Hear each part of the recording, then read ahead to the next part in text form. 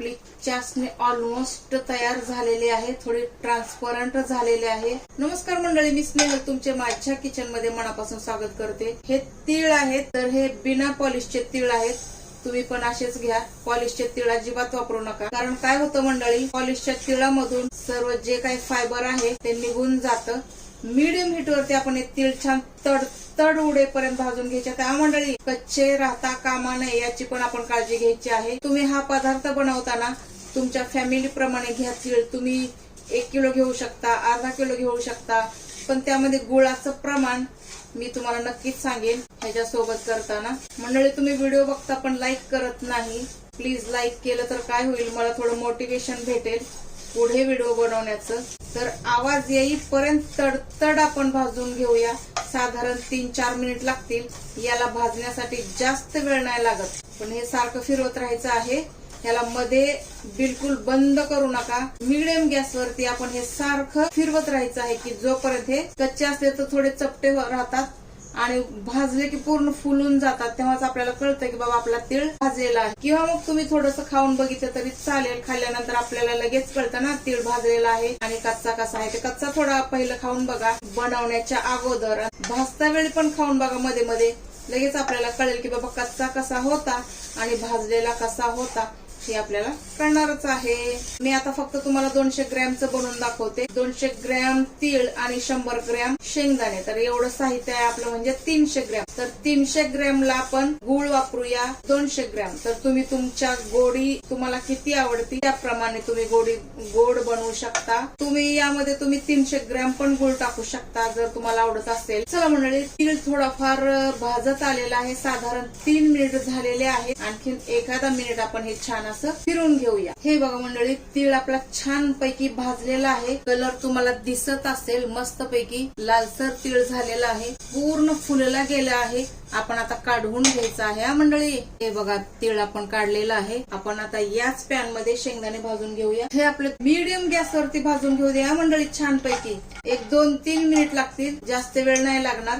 हे बघा 2-3 मिनिटांमध्ये आपले शेंगदाणे छान भाजून गेले आहेत। आपण आता याची सालं काढून घ्यायची आहे मंडळी। अशी गरम करू नका, मला थोडीशी प्रॅक्टिस असल्यामुळं हे मी करू शकते। सर्व सालं काढून घेऊया आपण। चला मंडळी, शेंगदाणे काढून घेतलेले आहेत। फक्त 1 चमचाभर तूप आपण यामध्ये टाकायचं आहे, जास्त तुपाची आवश्यकता नाही। तूप थोडंसं गरम झालं की आपण यामध्ये हा 200 ग्रॅम गुळ टाकायचा आहे आणि हा गुळ आपण मीडियम गॅसवरती पूर्ण मेल्ट करून घ्यायचा आहे। साधारण 3-4 मिनिट लागतील यासाठी, जास्त नाही वेळ लागणार। 3-4 मिनिटात हे होऊन जाईल, पण ह्याला पण आपल्याला सारखं फिरवावं लागतंय मंडळी। बघा 10-20 सेकंदातच एवढं वितळून गेलेलं आहे।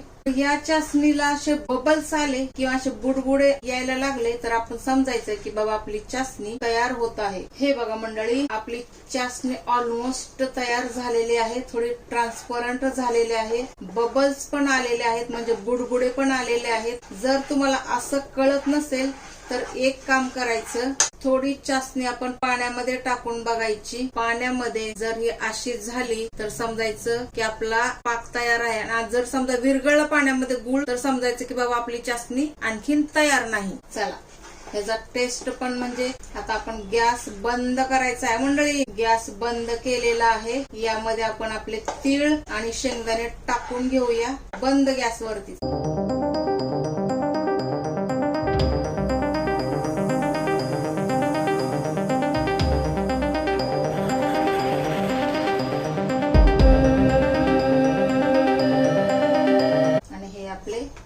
शेंगदाणे छान मिक्स करून घ्यायचं आहे। हे बघा मंडळी, आता वेळ वाया न घालवता काय करायचं आहे, आपण हाताला थोडस तूप लावून, हे खूप गरम असतं मंडळी, ह्याची पण काळजी घ्यायची आपल्याला, खूप गरम असतं हे। असं करा किंवा असं करा, असं गोल गोल गोल गोल करून छान मस्त असे लाडू आपण बनवून घ्यायचे, किंवा असं करून। एवढे छोटे छोटेच राहू द्या, जास्त पण मोठे नको आपल्याला। हे बघा आहे ना मस्त असेच आपण सर्व लाडू करून घ्यायचे आहेत. लगेच थंड होतं हे, गरम पॅन मध्येच राहू देऊन करून घ्यायचं आहे. दोन्ही हाताने केलं तर काय होईल, असं गरम नाही लागणार आपल्याला, कारण अतिशय गरम असतं हे. चासणी असते ना मंडळी, तुम्हाला माझ्या हातावरून कळत असेल किती गरम आहे हे. असं गोल गोल पण असं करू शकता. पाक ह्याचा कडक नाही व्हायला पाहिजे मंडळी. चासणी कडक झाली तर लाडू अजिबात वळला जाणार नाही. चासणी कच्ची राहिली तर खाताना रबर कसं होतं तसा लाडू आपला च्यू होईल, च्युइंगम सारखा. तर तसं पण नकोय आपल्याला. आपल्याला अशी चासणी जशी मी तुम्हाला सांगितली तशीच चासणी करून तुम्ही हे लाडू असे मस्त पैकी बनवून घ्या मंडळी. हे बघा,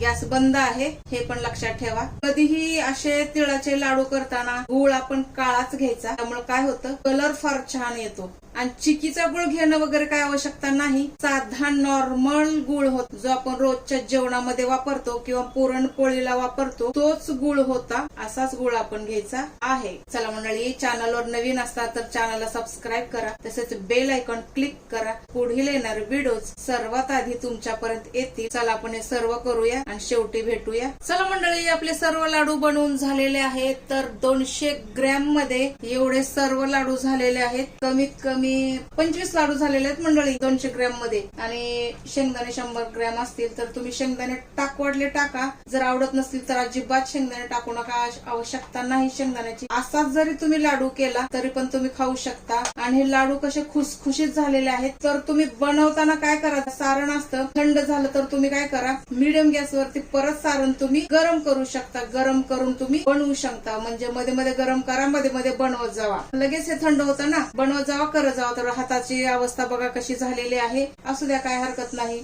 म्हणजे माझी आवड आहे, कुकिंग माझी आवड आहे. कसा वाटला मंडळी व्हिडिओ?